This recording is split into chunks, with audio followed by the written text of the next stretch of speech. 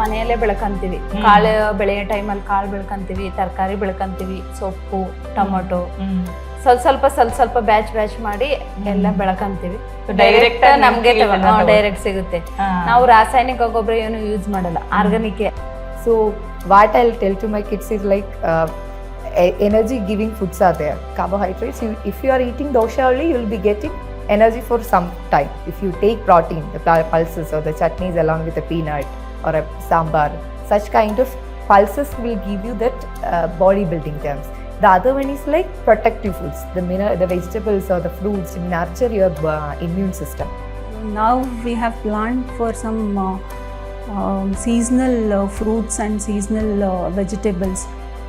ಅಂದರೆ ಅವನ ಡಯಟಿಗೇನು ಪ್ರಾಬ್ಲಮ್ ಆಗಬಾರ್ದು ಮತ್ತು ಅವನ ಹೆಲ್ತಿಗೇನು ಪ್ರಾಬ್ಲಮ್ ಆಗಬಾರ್ದು ಅಂತ. ಈಗ ಆರ್ಗ್ಯಾನಿಕ್ ಅಂತಲೇ ಎಷ್ಟೊಂದು ಸಿಗುತ್ತೆ ಹೊರಗಡೆ, ಬಟ್ ಅದರಲ್ಲಿ ಗೊತ್ತಾಗಲ್ಲ ನಮಗೆ ನಿಜವಾಗ್ಲೂ ಯಾವುದು ಆರ್ಗ್ಯಾನಿಕ್ಕು ಯಾವುದಲ್ಲ ಅಂತ ಹೇಳ್ಬಿಟ್ಟು.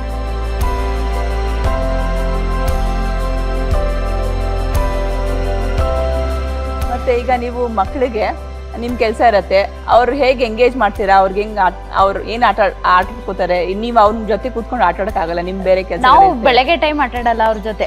ಅವ್ರು ಬೆಳಗ್ಗೆ ಟೈಮ್ ಎಲ್ಲಾರು ಆಟ ಆಡ್ಕೊಂಡ್ ಬರ್ಬೋದು. ಅವ್ರು ಮಣ್ಣೊಳಗಾರ ಆಟ ಆಡ್ಬೋದು, ತೋಟದೊಳಗಾರ ಆಟ ಆಡ್ಬೋದು, ಜೋಕಾಲಿ ಕಟ್ಕೊಂಡ್ ಜೋಕಾಲಿನಾರ ಆಡ್ಬೋದು, ಏನಾರ ಆಡ್ಬೋದು. ನೀವು ಹೊರಗಡೆ ಎಲ್ಲಾರು ಫ್ರೀ ಟೈಮ್ ಅಲ್ಲಿ ಪಾರ್ಕಿಗೆ ಅಲ್ಲಿ ಕರ್ಕೊಂಡು ಹೋಗೋದು. ಪಾರ್ಕ್ ಎಲ್ಲ ತುಂಬಾ ಹತ್ತ ಇರುತ್ತೆ, ಸೊ ಆ ಪಾರ್ಕ್ ಕರ್ಕೊಂಡು ಹೋಗ್ತೀನಿ. ಸ್ಲೈಡು ಸ್ವಿಂಗ್ ಅಲ್ಲೆಲ್ಲ ಆಟ ಆಡ್ಕೋತಾನೆ.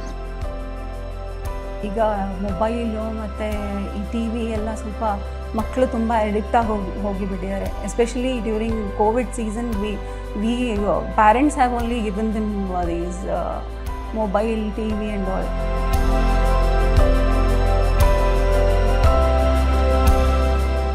We try to take them to an alternative system of education also. There they were coming to know how the paddy field is like. Every classroom has a cultivating patch is there for them.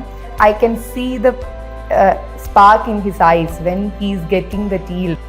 ಆಮೇಲೆ ಫ್ಯೂಚರಲ್ಲಿ ನನಗೆ ಇನ್ನೊಂದು ದೊಡ್ಡ ಆಸೆ ಇದ್ರೆ ನನ್ನ ಮಗಳನ್ನು agriculture ಡಿಪಾರ್ಟ್ಮೆಂಟಲ್ಲಿ ಇರಿಸ್ಬೇಕು. ಯಾರು ಬೆಲೆ ಕೊಡ್ತಿಲ್ಲ ರೈತರಿಗೆ. ರೈತರು ಎಲ್ಲರೂ ನಾವೆಲ್ಲ ಸಿಟಿಗೆ ಹೋಗ್ಬೇಕು, ಅಲ್ಲೇನೋ ಸಂಪಾದನೆ ಮಾಡಬೇಕು ಅಂತಾರೆ. ಕೊನೆಗೆ ಅನ್ನ ಕೊಡೋರೇ ಗತಿ ಇದ್ದಂಗೆ ಆಗುತ್ತೆ.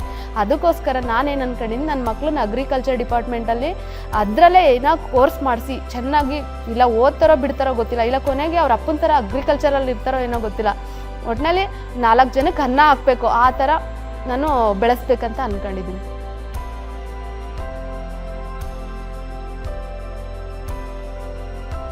ಇವಾಗ ಆ್ಯಪಲ್ಲಿ ಡೌನ್ಲೋಡ್ ಮಾಡ್ಕೊಳ್ತೀವಿ, ಅದರಲ್ಲಿ ಆರ್ಡ್ರ್ ಮಾಡಿ ತರಿಸ್ಕೊಂತೀವಿ ಅಂತ ಹೇಳಿದ್ರಿ ನೀವು. ತರಕಾರಿ, ಎಳ್ನೀರು, ಬಾಳೆಹಣ್ಣು ಎಲ್ಲ ನಮಗೆ ಈಗ ನಿಮ್ಮ ಥರ ಡೈರೆಕ್ಟ್ರಿ ಇಲ್ಲ ಸಿಗಲ್ಲ.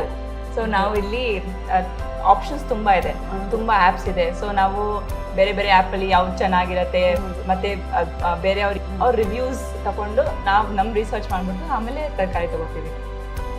ನಾವು ನಮ್ಮ ಮಕ್ಳಿಗೆ ಹೆಂಗೆ ನಾವು ವಿಷ ಕೊಡ್ದಂಗೆ ಚೆನ್ನಾಗಿ ಒಳ್ಳೆ ಫುಡ್ ಕೊಟ್ಕೊಂಡು ಚೆನ್ನಾಗಿ ಸಾಕಂತೀವಿ, ಅದೇ ಥರ ನಮ್ಮ ಭೂಮಿ ತಾಯಿನೂ ನಾವು ಸ್ವಚ್ಛತೆಯಿಂದ ಚೆನ್ನಾಗಿ ಕಾಪಾಡ್ಕೋಬೇಕು.